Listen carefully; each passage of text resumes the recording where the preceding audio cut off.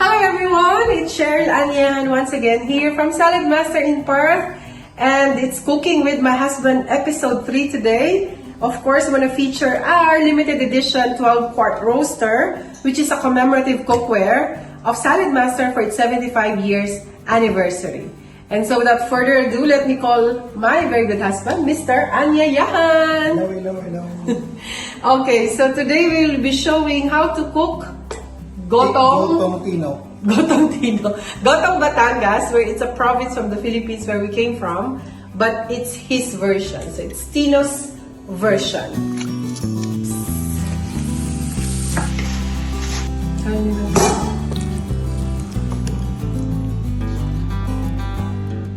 So it's a exotic dish and using tripe and beef lungs. Yeah. Okay, so Mr. Ania, what we're gonna do is we're gonna boil. So what we did was we added water, about half full, this 12-quart roaster. You heat up the water, and then while we're waiting it to boil, we will wash. Okay, so let's wash the ingredients first, then we will boil it here. Yep. Normally, how long do you boil? 30 minutes. 30 minutes. Okay. Using Saladmaster. Of course. Okay, now the water is ready, and we already washed the tripe and the beef lungs. And what are we gonna do now? Time to put it. Okay. Let's boil this for about 30 minutes. Okay, so after 30 to 40 minutes until the meat or the lungs and tripe is tender, then what do we need to do, Mr. Chef? Drain, remove. Okay. And then what do we need to do? To cut it small piece. Cut it into small pieces. Okay. Will you remove everything? Yep. And then the water, will you need it? No. No, okay.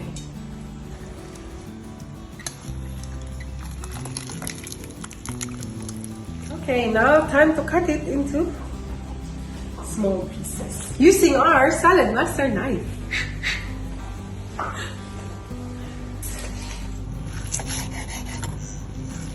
Okay, now what we did was to cut the tripe and the lungs. Lungs and heart.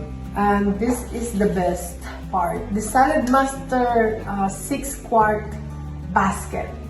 So if you don't have this one, contact your dealer or your consultant to know how to get that one. And so, what's the next thing that we have to do? So we heated up the 12-quart roaster because we want to stir fry. Yep. Okay, let's just add the butter. Ginger and garlic.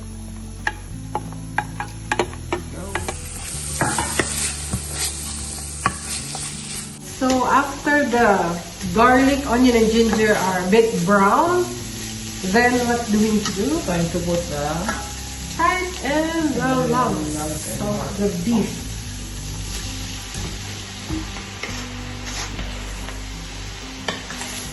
Wow, 12-quart is really the best size for this kind of cooking. That's why we're showcasing all these dishes. Plus, this is his specialty, right? yeah.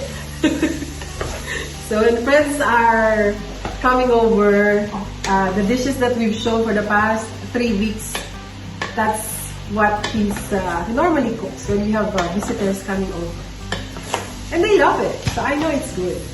Okay, so then after that, let's put the lid. Can cook for 15 minutes. 15 minutes. And then put some water on it. Water. Okay, hot water. Yep. Hot water. So for the meantime, we're heating up the kettle so we can fill this with water later. And we're back after 15 minutes of stir frying the garlic, ginger, onion, and of course the tripe and lungs. What do we need to do? Put some ingredients. Okay. Which is black pepper, about 2 teaspoons. Yep. Salt, of course, these days it depends on your liking. Yep. Salt and pepper, and also we prepared chili. This is 1 piece. 2. 2 pieces of green chili. And then, Of course, it depends if you want it really spicy. and water. Okay, hot water. Tell me when. Okay. Saladmaster electric kettle.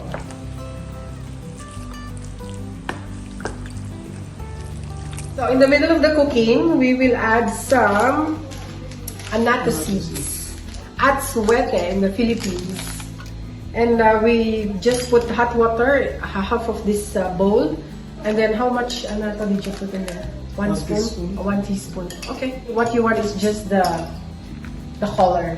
Color and reduce the Bad smell? bad smell. Okay. So just getting the liquid.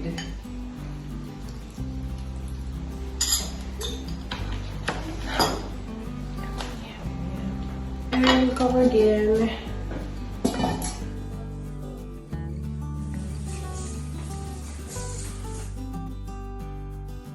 Okay, and now this is the best part, the tasting part. Okay, how you gonna, he prepared some garnishing. Let's put it in a bowl. So we can add the chili, calamansi, which is like our lemon in the Philippines.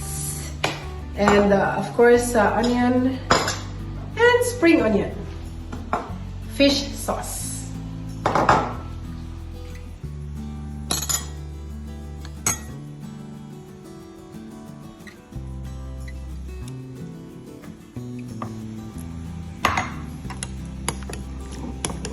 And yes, time to taste.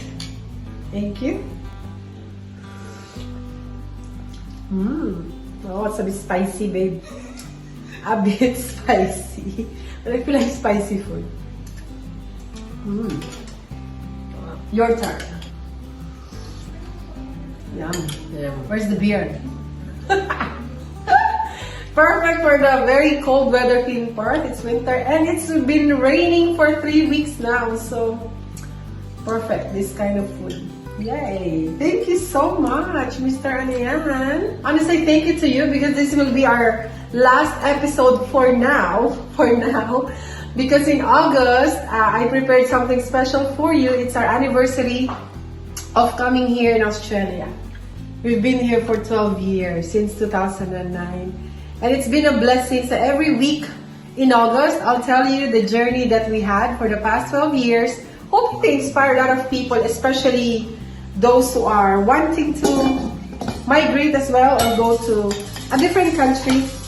And that's the goal, to inspire. Sorry. Okay, Mr. Anya, you want to say something? Thank you for watching And supporting. and supporting the 5C marketing. And thank you so much for saying yes to cook for us.